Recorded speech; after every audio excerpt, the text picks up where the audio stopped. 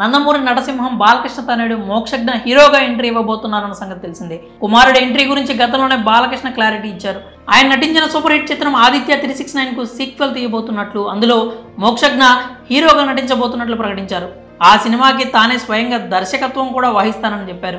అయితే ఆ తరువాత ఈ మూవీపై బాలయ్య నుంచి ఎటువంటి ప్రకటన రాలేదు. మోక్షజ్ఞ ఎంట్రీపై కూడా సందిగ్ధత నెలకొంది. వచ్చే ఏడాది అతడి సినిమా ఎంట్రీపై అధికారిక ప్రకటన వచ్చే అవకాశం ఉన్నట్లు తెలుస్తోంది. మోక్షజ్ఞ సినిమా కోసం మొదట శ్రీలీలను హీరోయిన్ గా అనుకున్నట్లు తెలుస్తోంది. డైరెక్టర్ గా అనిల్ రావిపూడి గాని బోయపాటి శ్రీను గాని తీసుకోవాలని బాలకృష్ణ చూస్తున్నారన్న టాక్ కూడా నడిచింది. అయితే ఇప్పుడు అనూహ్యంగా వకీల్ సాబ్ దర్శకుడు వేణు శ్రీరామ్ పేరు తెరపైకి వచ్చింది. మోక్షజ్ఞ సినిమా కోసం వేణు శ్రీరామ్ బాలకృష్ణకు కథ వినిపించారట. బాలయ్యకు కథ నచ్చడంతో ఓకే కూడా చెప్పారట. ఈ మొత్తం కథలో పవన్ కళ్యాణ్ కీలకంగా వ్యవహరించారని టాక్. బాలయ్యకు వేణు శ్రీరామ్ పేరును పవన్ కళ్యాణ్ చెప్పారట. అతడిలో చాలా టాలెంట్ ఉందని, చాలా కంఫర్ట్ గా పని చేసుకోవచ్చని చెప్పారట.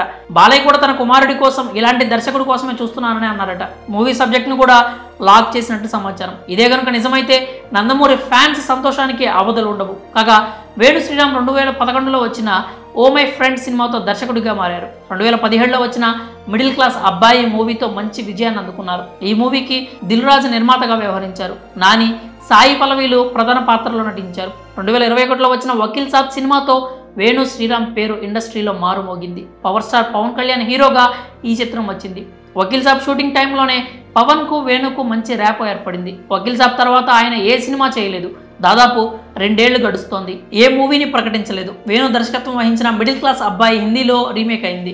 నికమ్మ పేరిట 2021లో విడుదలైంది. మరి నందమూరి నరసింహం బాలకృష్ణ తనయుడు మోక్షజ్ఞ వకీల్ సాబ్ ఫేమ్ వేణు కాంబోలో సినిమా వస్తే ఎలా ఉంటుంది? మీ అభిప్రాయాలు ఏంటో కామెంట్స్ రూపంలో తెలియజేయండి.